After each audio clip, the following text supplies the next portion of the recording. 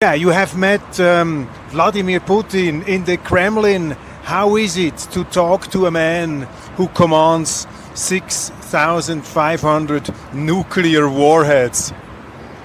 It's special, just because you can imagine behind him what he is ruling. As you mentioned, the warheads, but the territory, the people, the whole enormous geographic treasury what they have. So it's a real empire, a man who rule a real empire. So it's a special feeling. But because the fact that this meeting was the number 14, so there was nothing surprise, nothing. So I know already how this feeling is. So you are like two old tennis players who have played against each other in many occasions. You know the other's move, but tell us, how do you prepare yourself for such a high-pitched, very important meeting? It was a peace meeting. We will talk about your agenda. How do you prepare yourself mentally for a get-together with Putin? So first of all, our first meeting has happened 2009, when I was that time in opposition. And I visited him in St. Petersburg.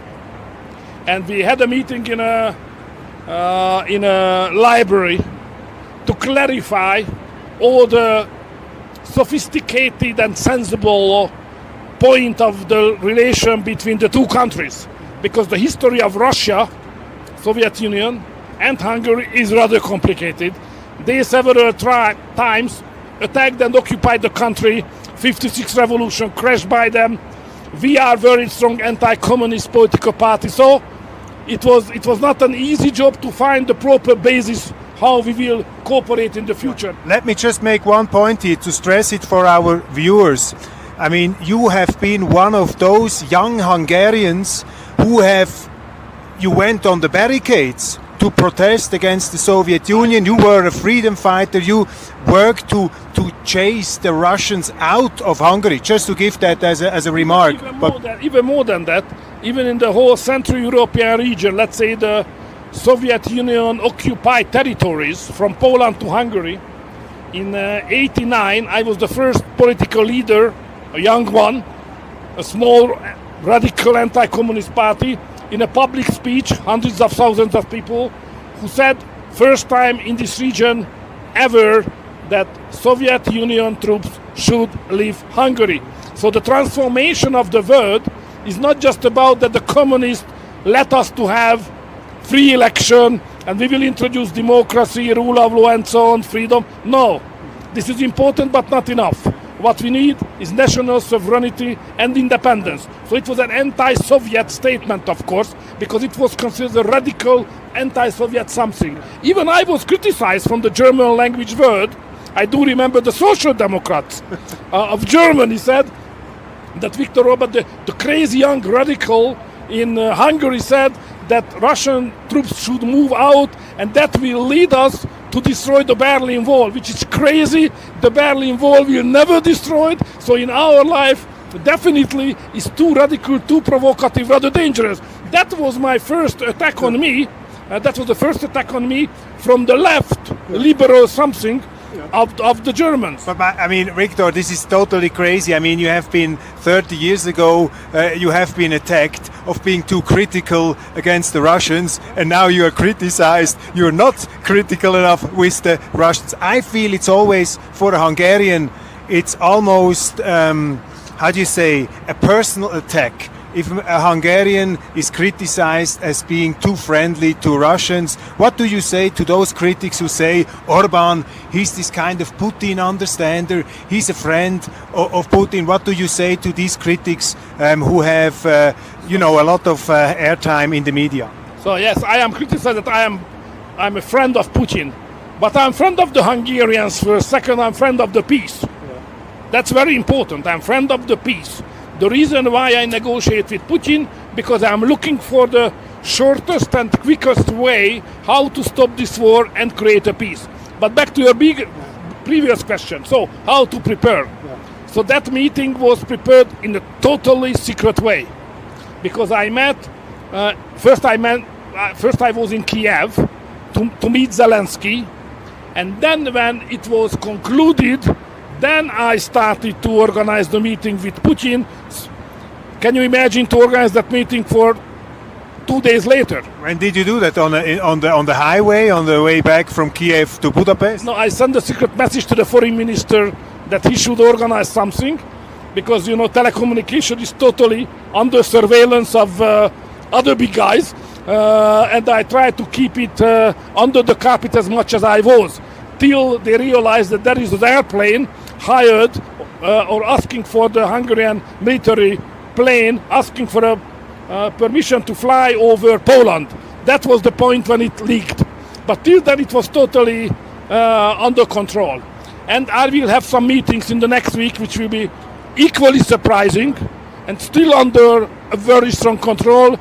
Just when I will arrive, they will be surprised that I'm there anyway. So back to the Russians. So mentally, how to prepare yourself mentally? To make peace is a Christian action. It's a Christian attitude-based action. Because if you would like to approach the peace on a political way, you start to become more and more bureaucratic. What kind of negotiation authority you have, what the council will say, what the high foreign policy representation of council will say, Mr. Borrell, how to, so it's getting more and more complicated. So if you would like to behave motivated by moral points, and peace is a moral issue, so you have to prepare yourself spiritually. So that's what I have done. To make a decision, knowing that bad reaction will come from the West and Brussels, whatsoever, but being convinced that this is the only way and that this is the duty I have to do now, because I remain the only Western leader. I'm the only Western leader now who can have a chance to talk at the same time with Kiev and Moscow. All the others created a situation when they have no chance to direct communicate with the two main actors, especially with the Russians. Was that a historical week for you, actually, personally, to meet these two war leaders so close in vicinity within a few days? A historical week for Viktor Orban? No, if you take it personally, you made a mistake. You make a big mistake. Don't do that. What does not count at all is me. Who cares? There's a far more important issue. This is the point. The peace and the war. Don't forget that we have an interview now, and during this interview, on the front line, at least a dozen young guys died. On every minute. Widows, kids without having fathers, so orphans. So what is going on is so dreadful. It's so emotionally unacceptable, so bad that this is the motivation why, whatever the price I have to pay politically in Brussels, I try to do something, because I am in a special position, rotating presidency of council, and a man who has a chance to talk to everybody. How did you open the discussion in a very private manner with President Putin? What was the first thing what you said to him? How did you launch this peace debate? No, the first moment was for the press. Sit down, official, rather rigid handshaking, sit down and to have some sentences to inform the public what the hell is going on here, why we are here, what is the aim of the two guys who had the talk. So, and then when the press is out, we can say, President Vladimir Vladimirovich, how are you? And then the talk has started. And what did you want to achieve? What was your proposal to President Putin? My first task was to have a direct communication with the leader of one of the war parties. Because the last meeting of any Western leader with the Russian president happened by the Austrian president when he visited Moscow, if I remember correctly, 22 April. More than 2 years ago. So there is a war, and not a single Western leader had a meeting with the Russian president asking, President, what do you think on that, and that? How do you see the chance for that, and that? Nobody asked it directly. Yeah. So my first purpose was to put the questions directly. 3 questions basically. The first, President, what do you think about the peace plans which are already on the table? We know what the Ukrainians are thinking, what Americans are thinking, what Geneva global peace meeting create. But what is your position on that? And what did he say? And what is your position on the Chinese proposal as well, you know? And what do you think about the frame and the process, how these peace talks are going on, and you are not invited? So what do you think about it? So that was the first to get to know, to clarify what is his understanding. And he said that it's obvious that real negotiations cannot happen without the involvement of both parties. So whatever they are doing without him, it means nothing, which is quite logical anyway. The second, he was very clear that they have already reacted to the first Ukrainian position and proposal, which happened 2022 April. And what the reaction was in a document of the Russians to that is still relevant. So on that basis, they are still ready to communicate and negotiate and so on. On the Chinese plan, Chinese-Brazilian plan, he said that they consider everything, even that one. So that was the first. My second question was, President, how do you see the chance to have a short, limited ceasefire earlier than the real negotiations on peace can start? And he said he's not optimistic on that. Zelensky said that he's not optimistic because the Russians would use it against the Ukrainians. Putin said that the Ukrainians would use it against Russia. And what did you say to him? I said, let's consider. I understand your argument, but think about it. Every day is important because we are under the pressure of the time, because the dying young people, but at least think about it. Don't throw it away. Just think about it. Next turn we can continue. And the third question was I raised that, President, do you have a vision or even a plan how the security architecture of Europe will look like when the war is over? So not just to concentrate on today, but how the future, which could be the surrounding and arrangement for 1 or 2 generations of our kids and grandkids. So what is your plan? I said, we have a detailed plan. So we know how we imagine the relationship between Russia and European Union and the West, and how we should set it up. It's too early to speak about it, but they are ready to consult on anybody on that. What was your personal impression of Vladimir Putin? We know that the Russians are very emotional people. They say the Russians are friendly people, but when they feel offended, when they not feel respected, they can get extremely angry. What kind of impression did you have of Putin? Is he a bitter man? Is he a man who feels deceived, let down? Is he in combat mode? Is he in full confrontational mode against the West? What was here your finding? It's first of all, we agreed 2009 that the basis of our cooperation will be mutual respect, and we keep it.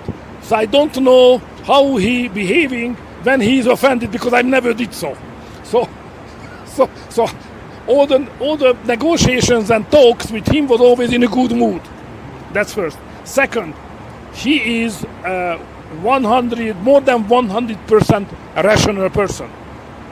When he negotiates, when he starts to explain a point, when he makes a proposal, saying yes or no, he's super rational. How to say in Hungarian? Cool-blooded, Yeah. Cool-blooded.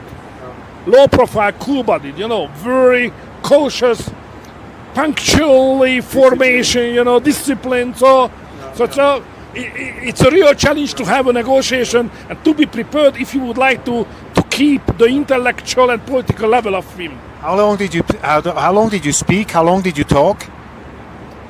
This meeting took around 3 hours, and he talked more than me. It was a big thing for Russia. I talked to many journalists. They said this is great news in Russia that a representative of the European Union comes to Russia. Many journalists from Russia Today, but also from Russia television, they said there is a high interest and there was a lot of attention. How did you witness this? What is your impression? I thought the Russians were somehow happy that finally somebody comes to them and talks to them. Everybody is aware that sooner or later the war must be concluded. And we can't live eternally in the shadow of the war. So even those who are very committed to fight for Russia or for Ukraine, at the very bottom of their heart knows that, okay, we have to fight now, but sooner or later the peace should come because peace is a good thing. So to create a hope to the Ukrainians and to the Russians that it's not impossible, that your leaders are able to find a way, a solution by which you can live even for long years in a peaceful way. So that's a kind of hope. And if somebody from the West like me is here and provided my questions and say that you count, I'm interested in your opinion, because peace must be based on mutual understanding and mutual intention, because it must be a solid rock basis. So when they realize that somebody from the West, because West is perceived here as enemy, is coming and say, let's talk in a different way. So that's make everybody, I can't say happy, but generate some hope and therefore some good spiritual surrounding. I mean, your mission this week is a case study in surprise. I mean, you have totally wrong-footed the European Union. Some of your colleagues have twittered, they have commented on that. There was a huge reaction in the media. What is your essential takeaway from these two meetings? Are we closer to peace? What is your assessment of the results of these two meetings? Let's first reaction on the comments. So, guys, I understand that you are not used to that kind of behavior of the rotating president of the European Union. The last man who probably has done something similar was Nicolas Sarkozy, when the invasion of Russia happened on Georgia. And he went there and, Sarkozy provided a political leadership, a political rotating presidency. So till then, everybody is and everything is rather bureaucratic. But if we consider this issue from a bureaucratic eyeglass and bureaucratic approach, nothing will happen, because peace cannot be generated by bureaucrats. It's impossible. Okay, bureaucrats are useful. They have to work. High representative, head of the commission, and so on. European institution, bureaucratic good, but it's not enough. Peace, what has to be there peace can be created? What is the essential thing? First, we have to understand that peace will not be born by itself. Peace is something which must be done. Many people have to work for it and on it.